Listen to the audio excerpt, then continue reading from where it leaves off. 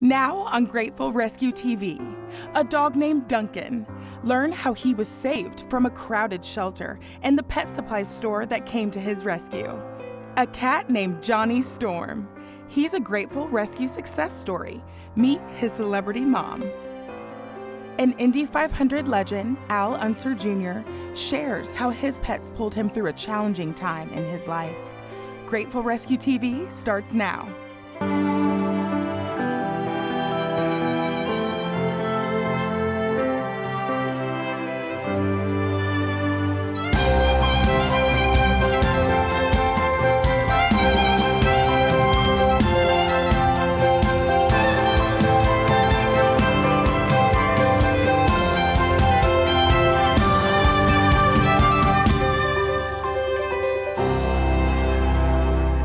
Good morning, and welcome to our first episode of Grateful Rescue TV. I'm Pamela Terhune, and this is Pixie. You'll learn more about Pixie later on in the show.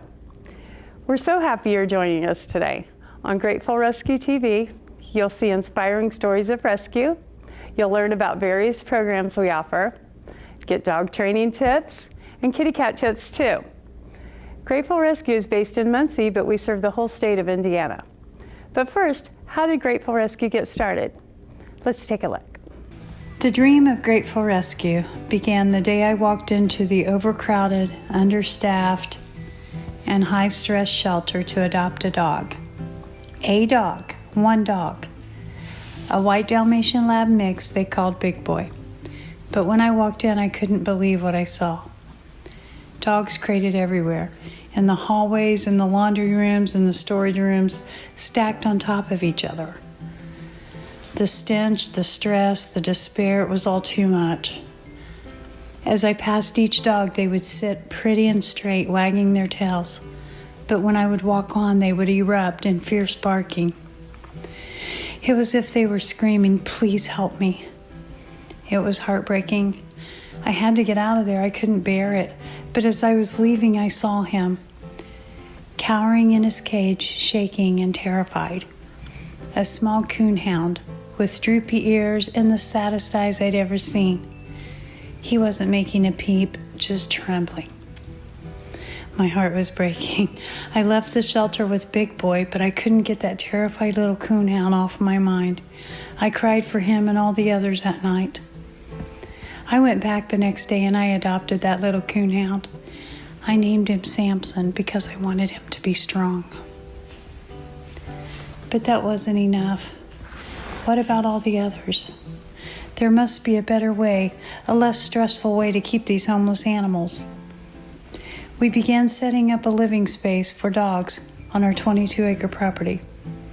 We sectioned off different yards for group play, added a climate-controlled home with no cages, rooms, not cages. Then we began pulling dogs from shelters. In the fall of 2019, we purchased an additional 38 acres and made plans to house over 1,000 animals, dogs, cats, and critters. We will make a difference in the way animals are kept, a place where the homeless can enjoy their lives as best they can while they wait for their forever families. No more shaking, no more fear. We are grateful.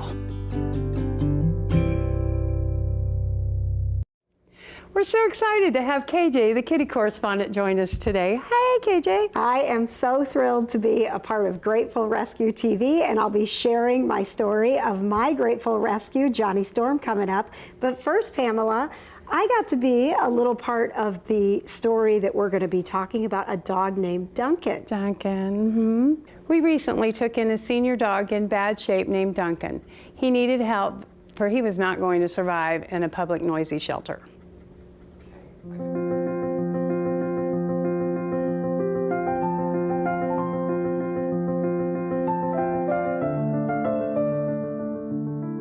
And we're here at Rue's Holistic Pet Supplies with Haley Perkins, the owner, and her foster dog, little Duncan from Grateful Rescue. Haley, tell us about how you come across Duncan. Yeah, so actually a friend of mine sent me a Facebook post that had a picture of Duncan and said, "This looks like your old dog." I have a 15-year-old dog, and I said, whoa, they look exactly alike. And then I clicked on the post, and it turns out that he was on a euthanasia list for skin issues, and it was available for rescue only. So like a rescue group had to take him. Then I reached out to you and said, I'm not a rescue, I'm a pet store, but can you help me get Duncan? And here we are. I have to say, when we got him though, he didn't look like this. He looked a lot worse. That's right. And you had to shave him completely down, start over, correct? So all of this here was pretty much just scabs and hot spots. No hair anywhere here, and it was pretty morbid. It was a bloody mess. He was really not feeling good. He couldn't walk. He couldn't stand up. He was pretty miserable. That's why he was not available for adoption. It was a rescue pool only. But as you can see now, he's doing a lot better. Once we got all that cleaned up, we got a diet change going. He's on some supplements, and this is starting to grow back really nice. We can pet him. He doesn't smell bad. He's really making some progress. So. And do you see this type of situation a lot? Unfortunately, yes, actually. Sometimes when our dogs don't get proper nutrition, or sometimes some other health problems happen, they aren't getting the answers that they need, and they can't fix the dog. So they feel like the only option they have is to give the dog up. Part of what we do at Ruse is we encourage people to try some other things, try some alternative ways, some holistic approaches, and in doing that, we can give the dog a second chance and give the owner a second chance. The last thing I wanted his owner to have to do is give him up, but that's what happened. She didn't want to give him up, but she couldn't figure out what was wrong with him. She couldn't keep watching him suffer, and she felt like she didn't have an option. So she dropped him off, and she assumed that they were going to euthanize him. But this is what I don't want to happen to dogs or the owners of the dogs, because if the dog looks like this, we can fix it. We can help the dog become better. We can get them to a healthy place again. Like I said, he wasn't walking before. He is walking. He's comfortable. He's happy. He's rotten. He's spoiled. So people do have options when this happens with their dogs, and that's what we want to show people, is that we have a chance to help them.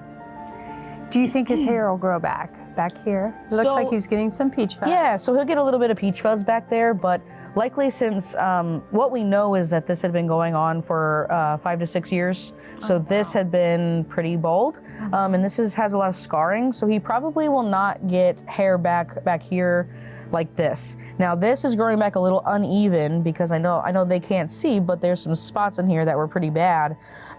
So this will eventually grow back nice and shiny and poofy, because he's a chow mix. But we'll just get a little bit of peach fuzz back there. Well, I think he looks great. Yeah, and this is definitely, I just want people to know that it's a fixable thing. It is something that the dog can come back from, and we can keep going. He is about 10 years old, I think, and a 10-year-old really shouldn't look like this. So there's some things that we can do to our younger dogs to help them not look like this, and there's some things we can do even when they get this way that we can help them. Right. So don't give up. Ask questions. There might be a solution. Absolutely. Thank you, Haley. We also stand against backyard breeders. A backyard breeder is an amateur animal breeder whose breeding is considered substandard, with little or misguided effort towards ethical selective breeding. We recently took in 15 dogs from a backyard breeder. They were all scared and unsocialized. Within a couple weeks, those 15 turned into 33. 33. Take a look. When you get a puppy, you expect them to be cute and tiny like this, but you never expect your kitchen to become something like this. We were contacted by a breeder, a backyard breeder that was getting evicted. And she had many, many dogs. And she asked us to take 15 of her dogs. Otherwise, the sheriff was going to lock up the property and seize the dogs. And then the 15 turned into 33 because as we were taking them all in to get them fixed, this one Paisley, whenever they took her in, they said she was going to be having puppies very soon. And then one of the backyard breeder dogs that we had adopted, she had an appointment with her vet to get it spayed, and she got the same news. When she took her dog in to get it spayed, it was expecting puppies, and it had 7. She was malnourished. We couldn't even tell she was expecting puppies, and she had 11 of them. So first thing we had to do was talk to our vet and see what do we do to make sure these puppies survive. And we had to bulk Paisley up on puppy food so that she could be healthy enough to feed her babies and not get sick. And I had to learn how to deliver these puppies in case something went wrong, how to jump in and keep them alive. So the puppies were born 2 weeks apart. These were born first, and then we heard shortly after that the adopter got the same news from her veterinarian that her dog, which was Maggie, was going to have a litter as well. Since Pamela did not have time to prepare for her puppies, she had to convert part of her kitchen into a whelping box to help the pups keep near their mom and to protect them during their infancy. So first of all, we did not have the space for the 15 dogs as it was. So they are getting ready to move now that they've jumped out of their whelping box on their own.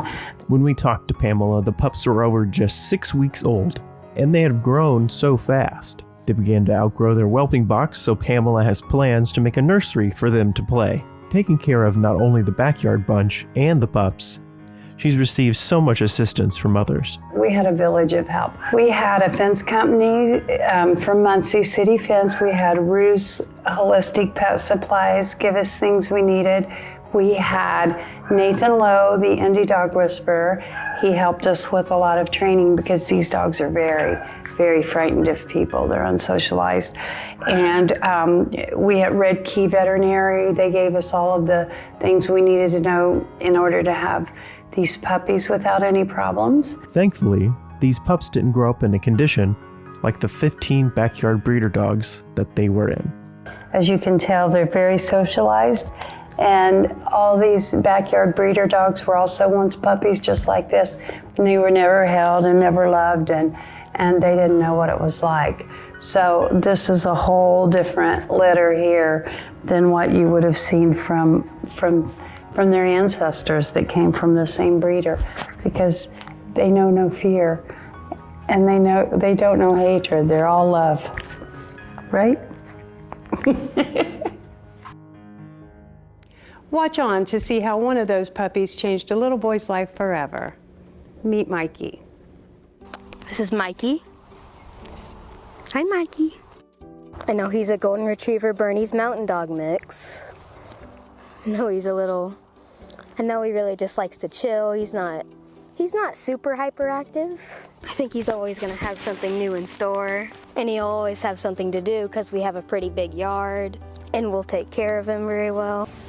We had 2 kitty cats that were our family pets, and both the kitty cats passed away last year, and he just turned 11, and I just think it's a wonderful age. It's a good time to have a puppy dog, and they can grow up together. He's entering middle school next year, and we all know that those are weird times, and I just think they'll be good for each other. Mikey's mama, Paisley, had 11 puppies, which is incredible, and wasn't even really showing. So they came from a bad situation, and I mean, look at the life they're living now. My gosh, 11 puppies and 11 wonderful homes, and Paisley gets to stay here, and it's awesome. In order for Grateful Rescue to keep doing the job that they're doing with raising animals and finding loving, wonderful homes, that, it takes a village. Thank you, Grateful Rescue. I love you. We just know we're gonna love him. I know you are. I have no doubt. You guys. He knows his dog mama. Are you gonna be a good boy? Are you gonna be a good boy? I know you will. You better be. You will. You be good. You gave him the best start. Thank you. Oh my gosh. And now you'll give him best ending. Of course. Right? You're going to be a good dog, okay?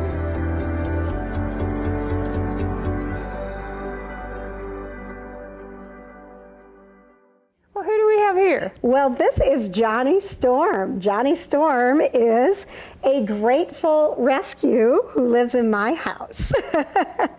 I am so proud to be a part of Grateful Rescue and have Johnny Storm in our home. But without Grateful Rescue and Sanctuary, this little guy wouldn't have a home at all.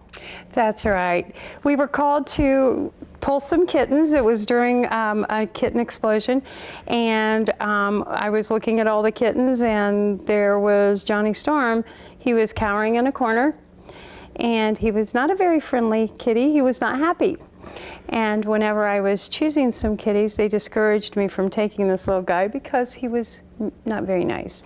Yeah, well, and what I want people to know as the kitty correspondent, shelters are tough on all animals, but for cats in particular, their fear can look very scary to us. Mm-hmm. And so looking mean actually is just him saying, please help me, I'm scared. He was saying, please help me, and I heard his call. You sure did. I said, I'll take him. And then she sent a picture to me asking what kind of cat he was, and I said, Flame Point and mine. So as you can see, Johnny Storm has grown into a very big, beautiful young man. He is stunning. And without your help and the resources with Grateful Rescue, Johnny Storm wouldn't have stood a chance. He would have been considered mean or unadoptable. But with Grateful Rescue and Sanctuary, we're able to give them the space and the love and the time that they need to grow into the cats that they can be. And also, it's helping those other shelters who feel overwhelmed, who don't have that time. It is our mission with Grateful Rescue to make sure that every single animal, including wonderful cats who may seem mean in shelters, have their second chance at life. Coming up, more about Grateful Rescue's fight against puppy mills. You're watching Grateful Rescue TV.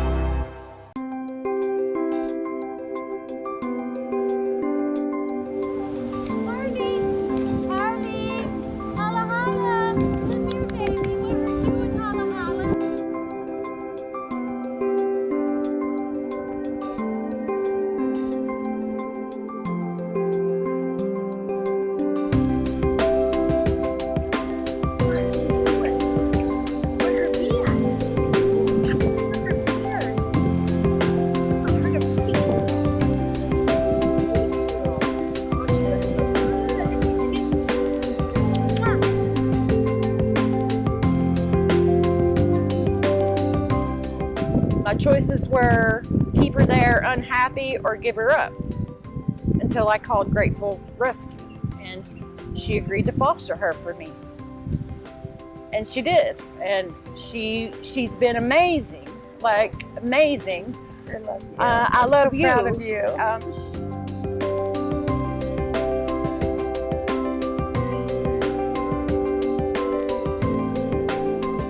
Lots of times they're leaving behind their clothing, all of their resources, everything that they own. And so it can be a barrier for clients to get out of a domestic violence relationship if there's not a safe place for their pet to go. Oh, please donate. Please. It would help women like me. I wasn't so sure that I was going to be able to take her. Thank you, Grateful Rescue, for extending your services to our clients.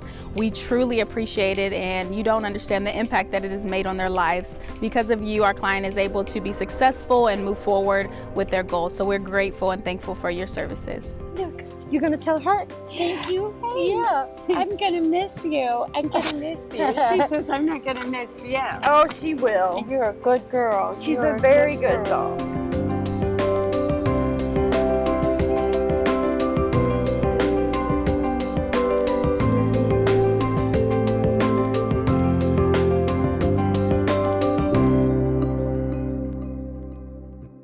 Mark your calendars for the second annual Grateful Fest at the Delaware County Fairgrounds in Muncie.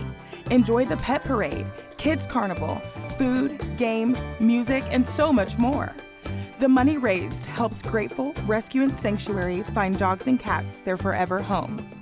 Go to gratefulrescue.org for all the details. At Grateful, we stand against puppy mills, and we're working hard to push legislation to end them.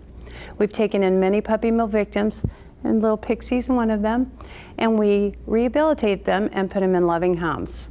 When we get these dogs, they have never seen light of day, their paws have never touched grass, and they have no idea how to receive love. But we give them love. Here's a look at a large puppy mill rescue where the victims, after rehabilitation, went to loving homes. Pet Pals TV host and dear friend Patty Spittler joined us at Grateful to cover this story. And here we are at the Grateful Rescue and Sanctuary with Pamela Terhune. Of course, you know that she is the brains and the heart behind this particular place, and all of your vision is coming true. And this is a very exciting day. What's going on today? Well, as you've been covering, we've got a puppy mill rescue here, and all the puppy mill victims are going home to start a whole new life. They've come from pure darkness in a barn and afraid of the human touch to this. Look at this. Look at this. Every one of them are so happy. And they have not been loved before or taken care of or cleaned or washed or even had their feet or even been held. And look at them now. I know. Isn't it amazing? This is what love and care can do. Yes. They're all so happy with their new owners. And as you can tell, I think the new owners are pretty smitten with them as well.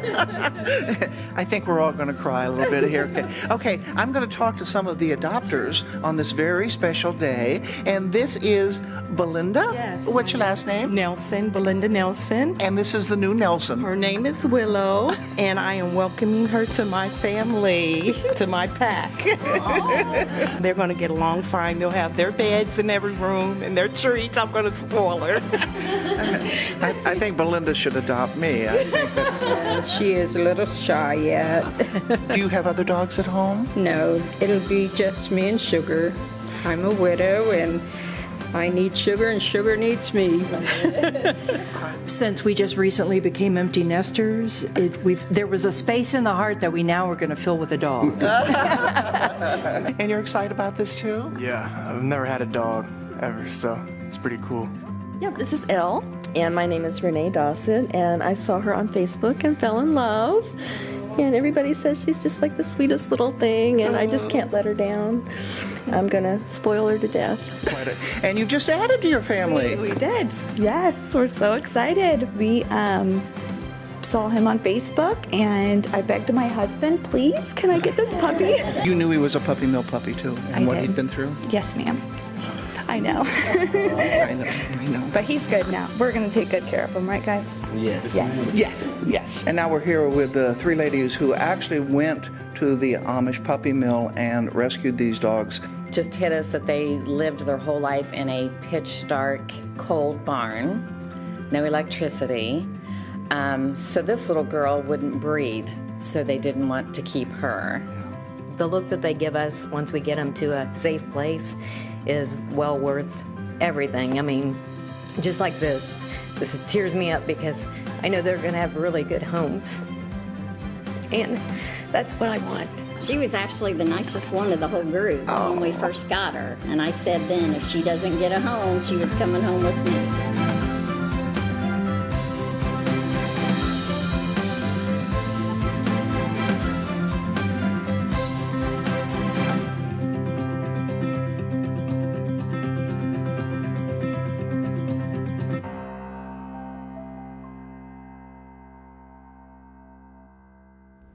Changing gears, pardon the pun, I want to introduce our program called Racing to the Rescue.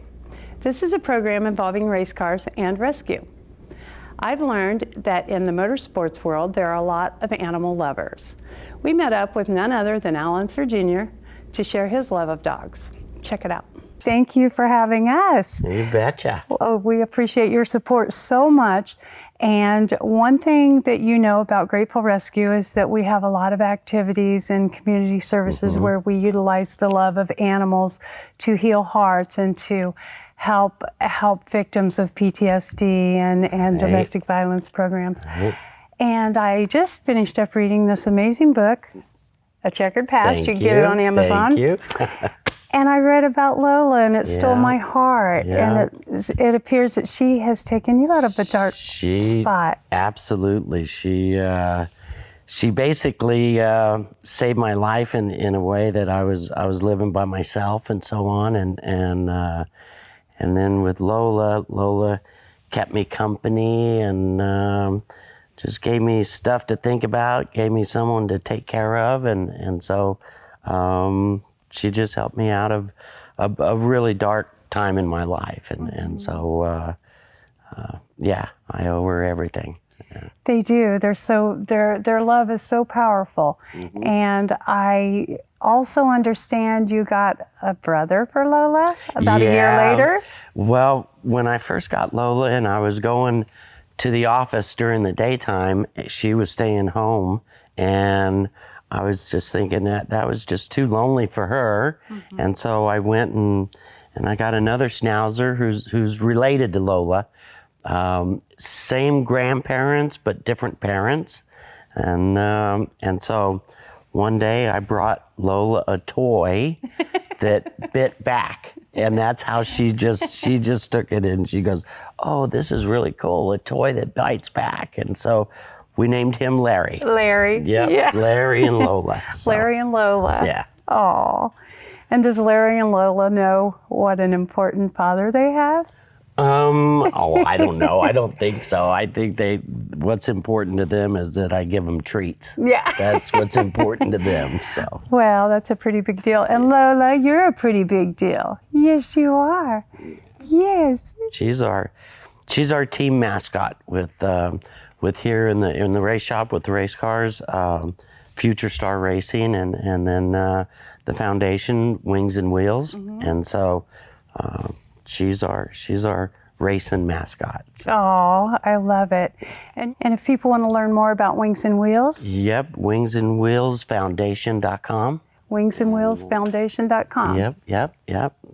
So it's all part of Future Star Racing, and what we do, we try to help young kids that first step out of go-karts and in these real race cars, and so most of them are 16 to 18 years old, and so yeah, we're trying to pass on what was so freely given to me by my family and so on. So yeah. I'm sure they aspire to be the next Allenser Jr. as well. Well, we hope so. I hope so too. Thank you so much, Al. You bet. Thank you. Mark your calendars for the second annual Grateful Fest at the Delaware County Fairgrounds in Muncie. Enjoy the pet parade, kids carnival, food, games, music, and so much more. The money raised helps Grateful Rescue and Sanctuary find dogs and cats their forever homes. Go to gratefulrescue.org for all the details. We've reached the end of our time for today, but we hope you'll continue to follow Grateful Rescue and Sanctuary on Facebook. If you're inspired by our stories and want to help us grow and continue our community programs, please consider a donation at gratefulrescue.org. For now, I'm KJ, your kitty correspondent. And I'm Pamela Terhune with Pixie. Have a grateful day.